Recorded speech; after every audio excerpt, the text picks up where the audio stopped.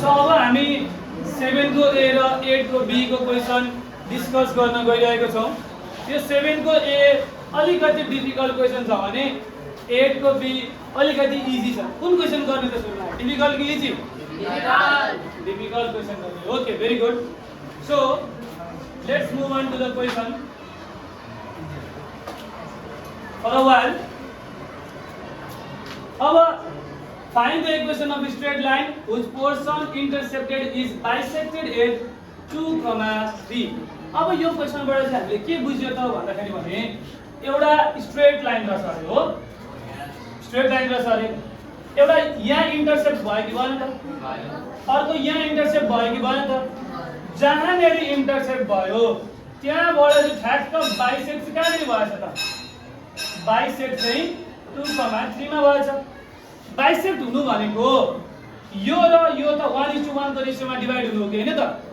Bisect हुनु भनेको यो पोइन्ट र यो पोइन्टको यो चाहिँ के रहेछ? मिड पोइन्ट रहेछ।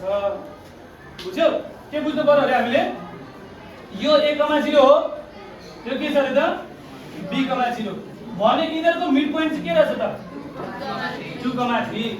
यो इक्वेसन जस्तै यसलाई हामीले a यसलाई b मान्न सक्छौं, सक्दैनौं? अथवा यसलाई a यसलाई के मान्न सक्छौं? b मान्न सक्छौं। ओके नि त? So let a 0 and b 0, b be a straight line which is bisected at p 2, 3. यो पोइन्ट चाहिँ के छ अरे त? p कति रहेछ अरे? p यो 2, 3 रहेछ। ओके, सो बेसिकली p 2, 3 भनेको त हामीले मिड पोइन्ट हो के नि त? सो भनिसकेपछि हामीले यहाँ के युज गर्न सक्छौं? Using mid point theorem. के युज गर्न सक्छौं भने हामीले यसमा मिड पोइन्ट थ्योरम युज गर्न सक्छौं। p 2, 3 भनेको के हुन्छ त? अब x1 plus x2 divided by 2 हुन्छ, y1 plus y2 divided by 2 हुने भयो कि भएन त? अब टेकिङ गरौँ। Taking 2 is equal to x1 plus x2 divided by 2 भयो कि भएन? यसलाई मैले x1 मान्न सक्छु, यो x2 भयो कि भएन त? यो भने कति हुन्छ? 0, b हुन्छ। ओके, यहाँ 0, b लेखेको रहेछ, त्यही सेलको मिस्टेक गर्छ। और 2 equals to के हुन्छ क्यो? a plus 0 divided by 2 भयो। 2 2 कति हुन्छ भयो? therefore a equals to कति भयो त? o भयो कि भएन त? Similarly 3 equals to y1 plus y2 divided by 2 भयो कि भएन त? और 3 equals to 0 plus b divided by 2 भयो। 2 3 कति भयो त? therefore b is equal to 6 आयो। सो हामीलाई x इन्टरसेप्ट र y इन्टरसेप्ट थाहा भयो। Now equation of straight line भनेको कति हुने भयो त? x by a plus y by b equals to 1 हुन्छ कि हैन त? और x by a भनेको कति भयो त? 4 plus y by 6 equals to 1 भयो। अब यसबाट एलसीएम कति आउँछ? 4 र 6 को 12 आउँछ। 4 कति छ? 12। 4 3 छ 12, माथिको x लाई 3x भयो। 6 कति छ? 12 2 छ भनेपछि यहाँ 2 ले मल्टिप्लाई 2y भयो कि भएन त? इज इक्वल टु कति आयो त? 1। therefore 3x plus 2y equals to 12, which is the required equation of straight line. अब यो इजी इक्वेसन त हामी एकैछिनमा गरिहाल्छौं है त?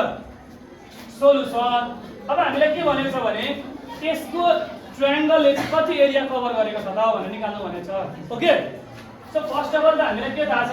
यसले यस्तो खालको इन्टरसेप्ट बनाउँछ कि बनाउँदैन त? बनाउँछ नि। यो यता 90 डिग्री हुन्छ कि हैन त? सो बेसिकली यहाँ ट्रायंगल देख्यो तिमीले? यो ट्रायंगल त हामीलाई यदि यो थाहा छ a र यो b थाहा छ भने हामीले 1/2 बेस इन्टु हाइट वाला फर्मुला हाल्न सक्छौं। सो 1/2 बेस भनेको यसमा a हुँदो रहेछ, हाइट भनेको के हुँदो रहेछ? b हुँदो रहेछ। सो बेसिकली एरिया b थाहा पाउनेबित्तिकै एरिया निकाल्न सकियो कि सकिएन त? भनेपछि यसलाई solution 8x plus 5y is equal to plus 40 equals to 0 भयो कि भएन? और 8x plus 5y equals to minus 40 भयो। और अब यसले के गर्न सकिन्छ? Dividing by -40 on both sides गर्दाखेरि 8x divided by -40 plus 5y divided by -40 is equal to -40 divided by -40 भयो यतापट्टि 1 आयो 8 1 छ 8 5 हुन्छ नि त x divided by -5 भयो कि भएन त प्लस y divided by -8 भयो कि भएन त नि 5 1 छ 5 8 छ भनेपछि therefore यसलाई हामीले केसँग कम्पेयर गर्न सक्छौं त अब comparing with x by a plus y by b equals to 1 भयो a को भ्यालु कति आयो त -5 b को भ्यालु कति आयो त -1 ओके सो बेसिकली यो भनेको त यसरी काटेको रहेछ कि रहेछ त यो -5 रहेछ यो कति रहेछ -8 रहेछ अब therefore अब एरिया अफ ट्रायंगल को लागि के हो त फर्मुला